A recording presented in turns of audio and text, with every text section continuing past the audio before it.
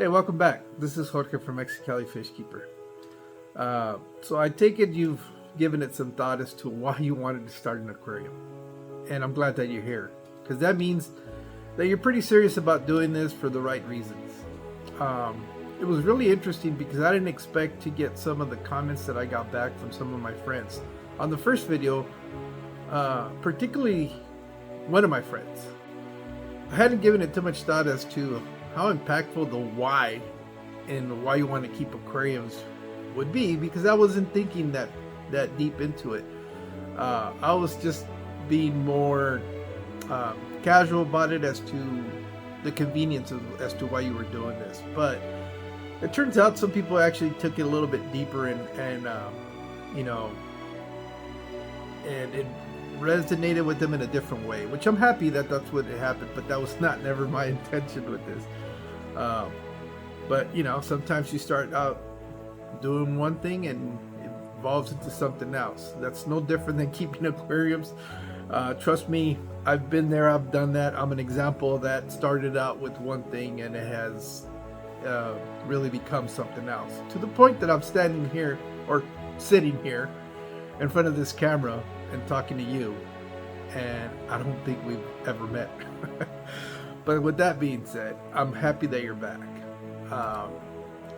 But now that we've gotten over the fact, or we've accomplished that obstacle as to why you want to start an aquarium, it's not going to get any easier. It's going to get a little bit more complicated, but it'll be fun. Trust me. Like I said, one of the upsides of having access to social media is an abundance of information. One of the downsides, there's an abundance of drama. Well, there's drama, not an abundance. It's not, I think sometimes it's overemphasized when it really shouldn't be. I think one of the things that you're going to come to find out is that there are differences of opinions as to how to do aquariums. Is that surprising, or is that something that should discourage you? I don't think so. It's no different than people in society. We're the same people, except we're doing a hobby, and as people we tend to be a little bit complicated, and sometimes I'm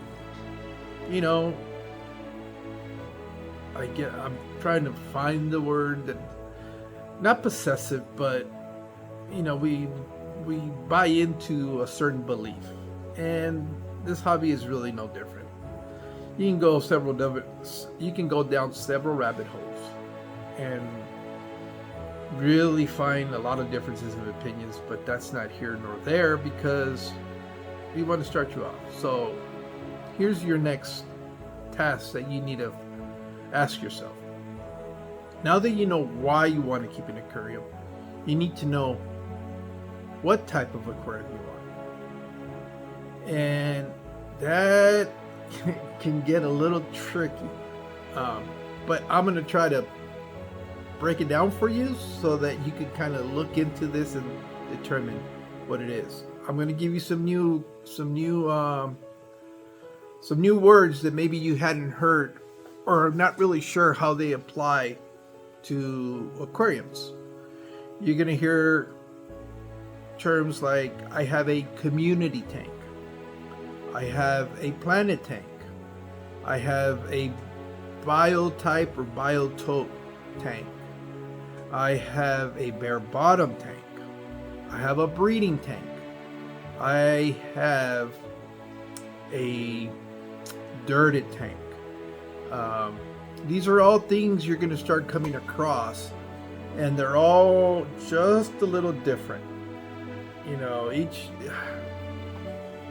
They're just different styles. The way I would equate this to would be like cars. You have cars that are very practical, and you just go from A to B, and they take you there. They're not the flashiest of cars. They're not the most expensive cars, but they do the job. And then you can have your luxury cars. that have all the latest bells and whistles and have all these extras you normally don't find. And then you have your high performance cars, which are just designed for one specific thing, and they thrive at that. And then you have your utility vehicles, or trucks, or whatever you want to call them, that they kind of run the gamut of the different types of experiences and can touch on each one of those sections at one point or another. Aquariums are really no different. You're going to have aquariums where can just be a type of filtration, water, and a glass box, and the fish that you get in there. You can go as simple as that, or you can go as complicated and as evolved as a aquascape tank. Those ones that'll look like you're looking down the path of a forest, or you're looking at this gorgeous mountain range. That's the beauty of this hobby, is that you can go from the very, very basic water in a container and filtration to one of these high-end aquariums. So now your task is try to figure out where you want to fall in here. And like everything else, there's levels to this, levels of experience.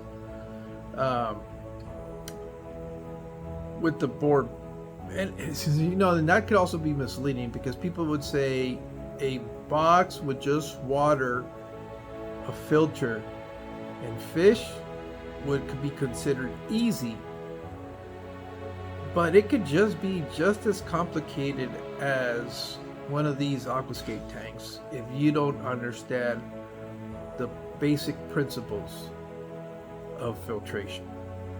So I guess before we go down that path, you need to figure out, what is your ultimate goal? What are you trying to accomplish? What do you envision your aquarium looking like? Because that is going to help determine a couple of things that you need to decide. One of them is going to be how big of an aquarium you're going to need to start out with, and the other one is going to be